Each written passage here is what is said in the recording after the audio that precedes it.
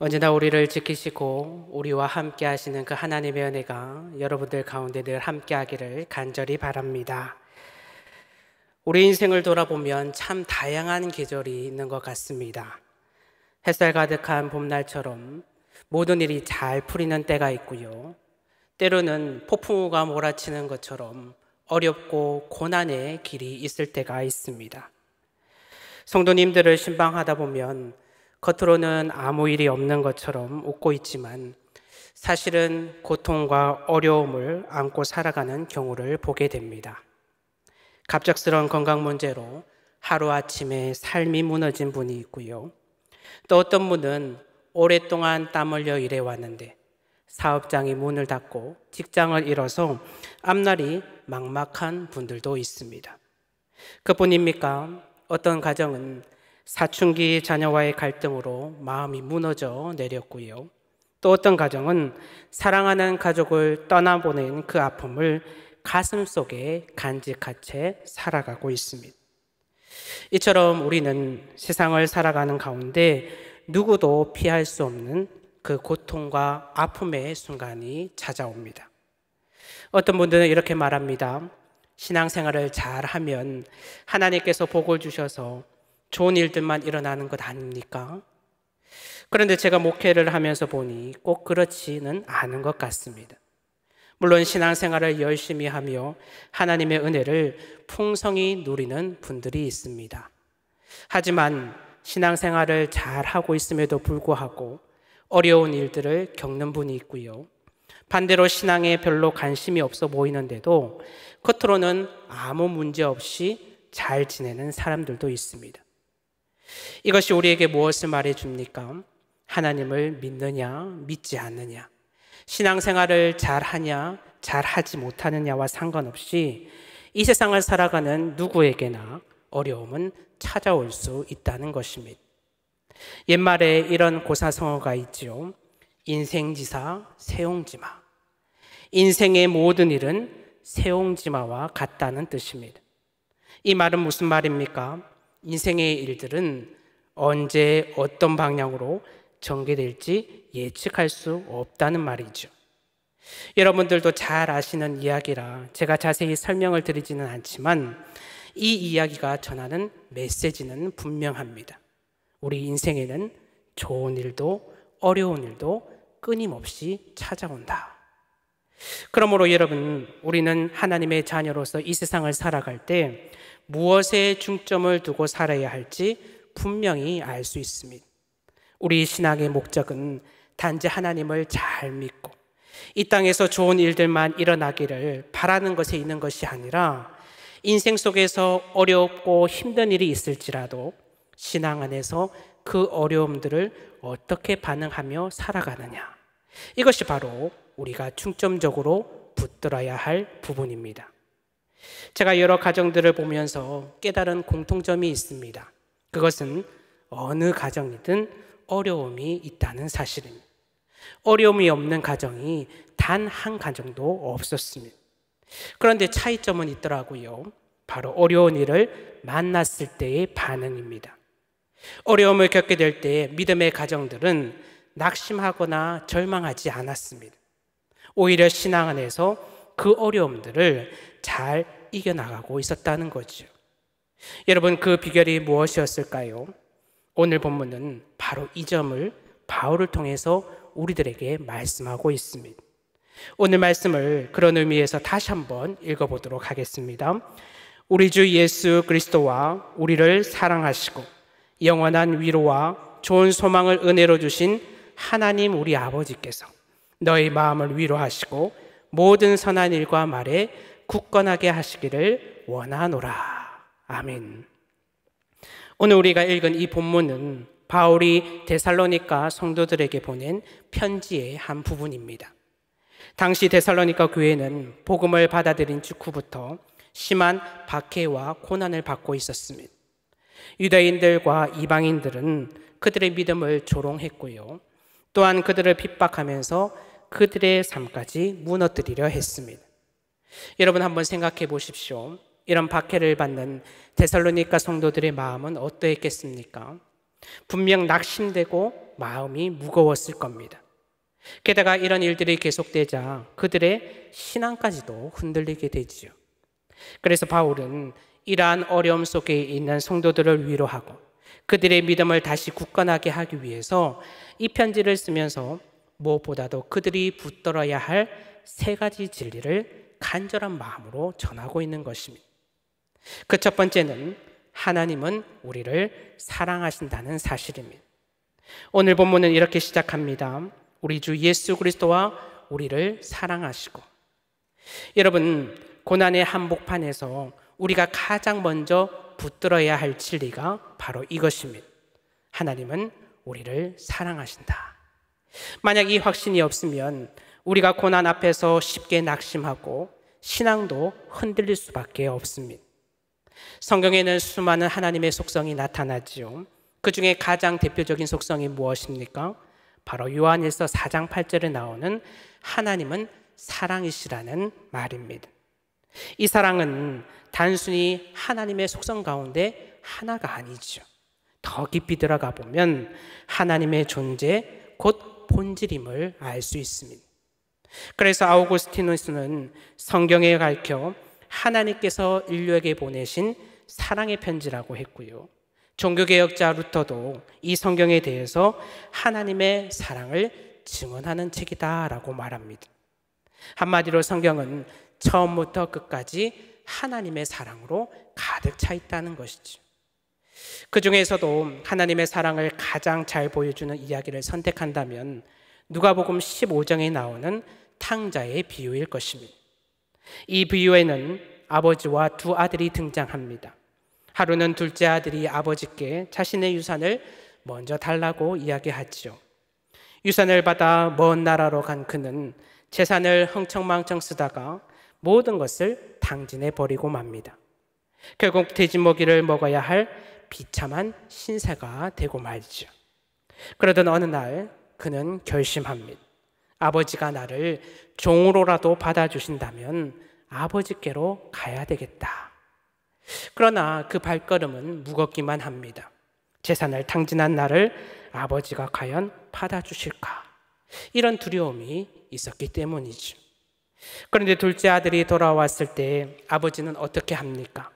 아들의 예상과는 다르게 멀리서 그를 먼저 알아보고 달려와서 그를 끌어안고 입을 맞추면서 아무 조건 없이 아들의 그 자리를 회복시켜 주십니다.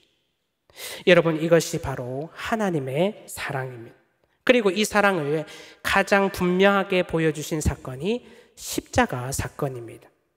하나님은 죄로 인해 아무 보잘것 없고 자격이 없던 우리를 아무런 조건 없이 자녀로 삼아주시고 존귀한 자리로 회복시켜 주셨습니다. 이에 대해 바울은 로마서 5장 8절에서 이렇게 말합니다. 우리가 아직 죄인 되었을 때에 그리스도께서 우리를 위하여 죽으심으로 하나님께서 우리에 대한 자기의 사랑을 확증하셨느니라. 그렇습니다. 십자가 사건은 우리를 향하신 하나님의 사랑의 증거요, 사랑의 완성이었습니다. 그런데 이런 하나님께서 고난 가운데 있는 우리를 그냥 내버려 두시겠습니까? 결코 그렇지 않습니다. 주님은 우리를 너무나 사랑하시기 때문에 끝까지 우리를 책임지시고 인도하시며 결코 포기하지 않으십니다. 그러므로 여러분, 우리는 어떠한 상황 가운데서도 이 사실을 결코 잊어서는 안 됩니다. 갑작스러운 병으로 삶이 무너졌을 때도, 경제적인 어려움으로 앞길이 막막할 때에도, 가정의 갈등이나 사랑하는 이를 떠나보내는 아픔 속에서도 우리가 붙들어야 할 변하지 않는 진리는 하나님은 우리를 사랑하신다는 이 사실입니다. 여러분은 이 사실을 믿으십니까? 우리가 이 진리를 붙들게 될 때 우리는 고난 가운데서도 낙심하지 않고 절망의 자리에서도 다시 일어설 줄 믿습니다. 언제나 변함없는 하나님의 사랑을 붙들고 어려움과 고통 속에서도 다시 힘을 내서 걸어갈 수 있는 여러분들이 되기를 간절히 바랍니다. 다음으로 우리가 붙들어야 할 두 번째 진리는 하나님께서 우리를 위로하신다는 사실입니다. 본문은 계속해서 말씀합니다. 영원한 위로와 좋은 소망을 주시고. 여러분, 하나님은 우리를 사랑하실 뿐만 아니라 우리를 위로하시는 분이십니다. 물론 세상에도 여러 가지 위로가 있지요. 친구의 따뜻한 말, 잠시 즐기는 오락과 여행, 누군가의 격려 한마디는 우리에게 힘을 줍니다. 그러나 세상의 위로는 잠시 스쳐가는 안개처럼 금세 사라져버리고 우리의 마음을 다시 무겁게 하지요. 왜냐하면 근본적인 해결 방법이 아니기 때문입니다. 그러나 하나님의 위로는 다르다는 겁니다.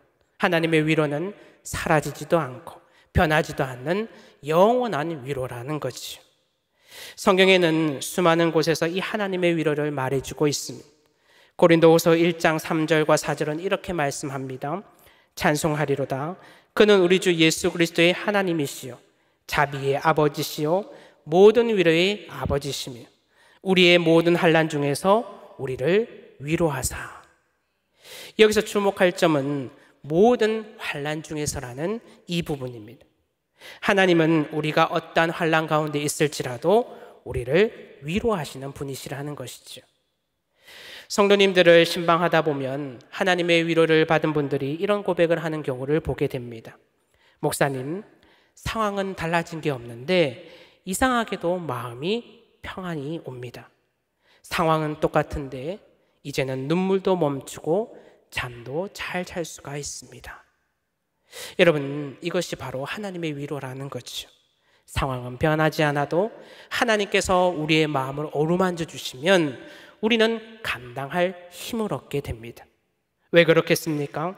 하나님이 우리 아버지시고 우리는 그분의 자녀이기 때문입니다. 그리고 그 하나님께서 언제나 우리와 함께 하시기 때문이라는 것입니다. 이에 대해서 이사야 66장에서는 하나님의 위로를 이렇게 표현합니다. 어머니가 자식을 위로함 같이 내가 너희를 위로할 것인지요. 여러분 한번 상상해 보십시오. 열이 펄펄 끓고 온몸에 힘이 빠진 아이가 고통 속에 누워 있습니다. 이 아이에게 어머니가 살며시 다가와 품에 안으며 속삭입니다. 괜찮아. 엄마가 여기 있지 않니? 아픔이 당장 사라진 것은 아니지만 아이는 곧 마음의 평안을 얻습니다. 왜일까요? 이제는 혼자가 아니기 때문입니다. 자신이 의지할 수 있는 존재가 옆에 있기 때문이라는 것입니다. 여러분, 하나님의 위로도 이와 같습니다.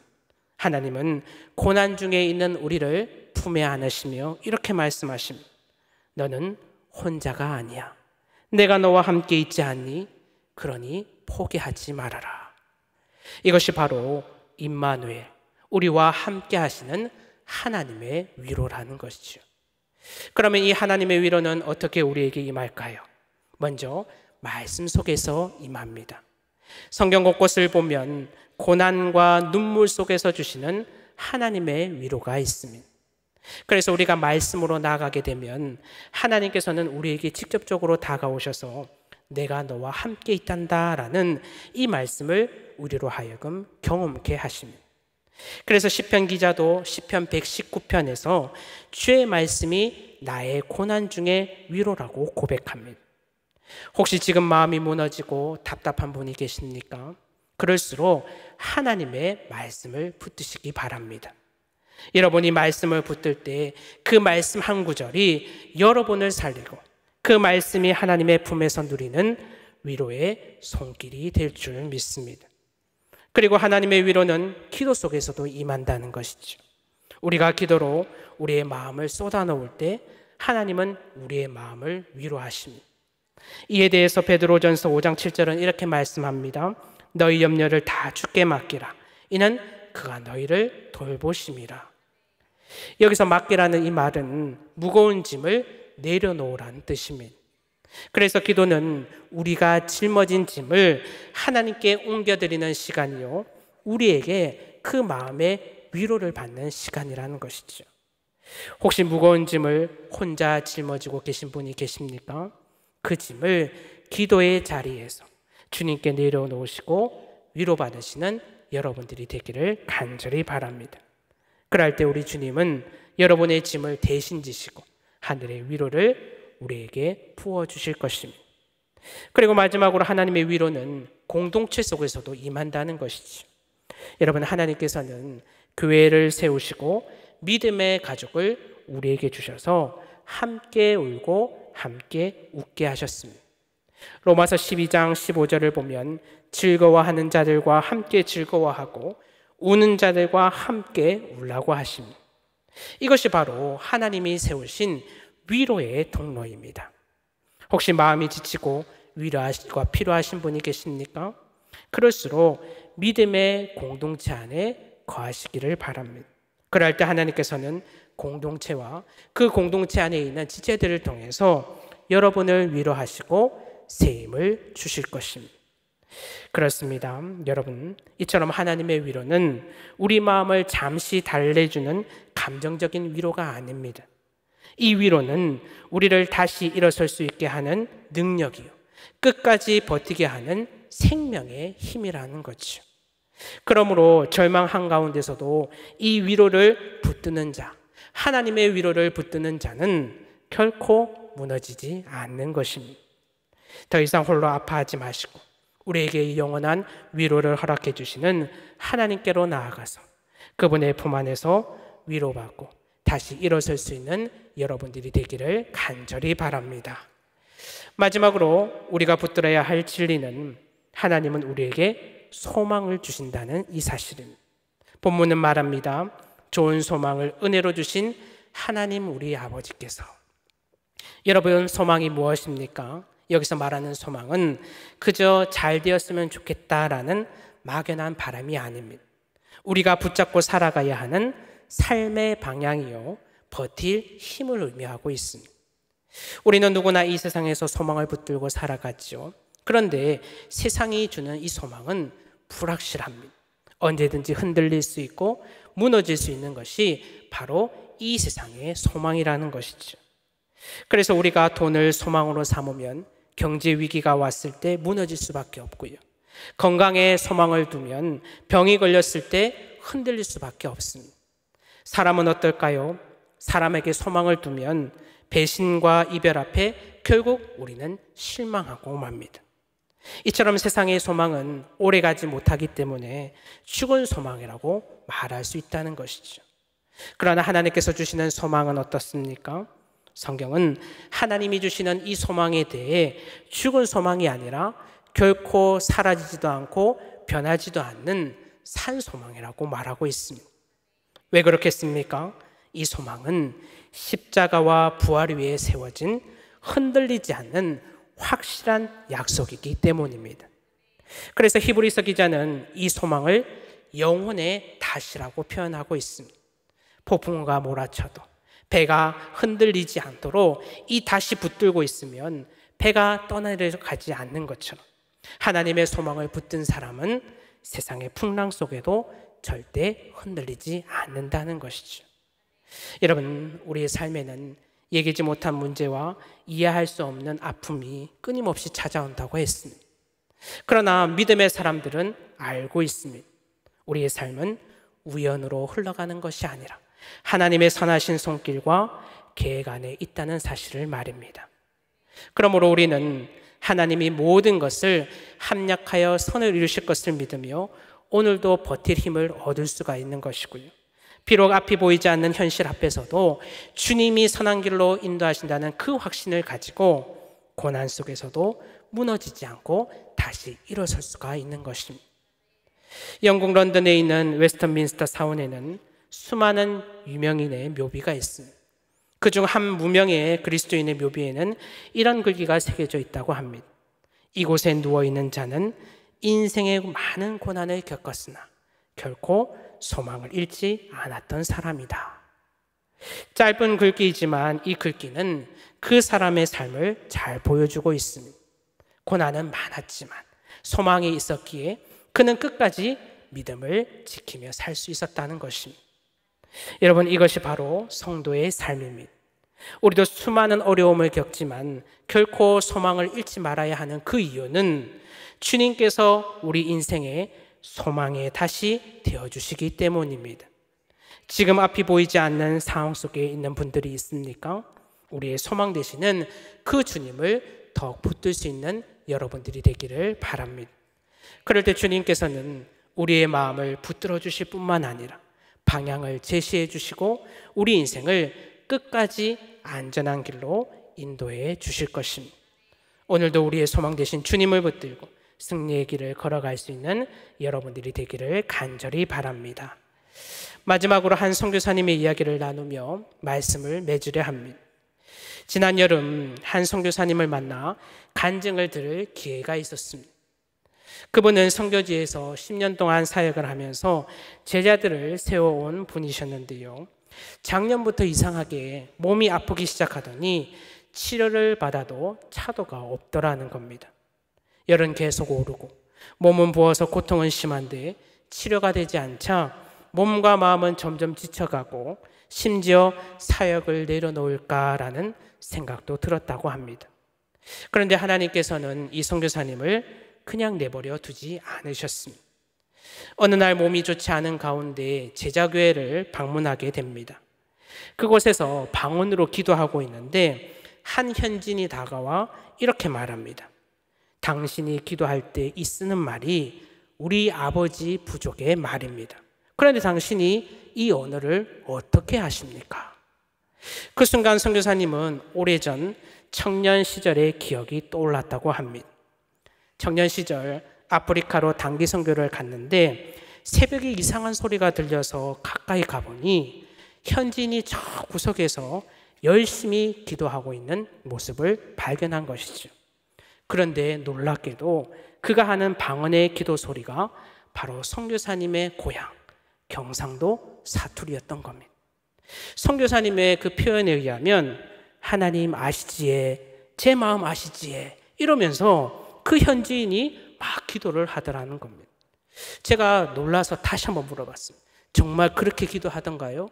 그랬더니 선교사님이 자기도 너무나 놀랐지만 그 현지인이 한국에도 한 번도 가본 적이 없는데 그 경상도 사투리로 방언 기도를 하더라는 거죠. 그러니까 얼마나 놀랐겠습니까? 그날 이후로 선교사님은 하나님의 살아계심을 다시 한번 확인하면서 평생을 주님께 헌신하기로 결심합니다.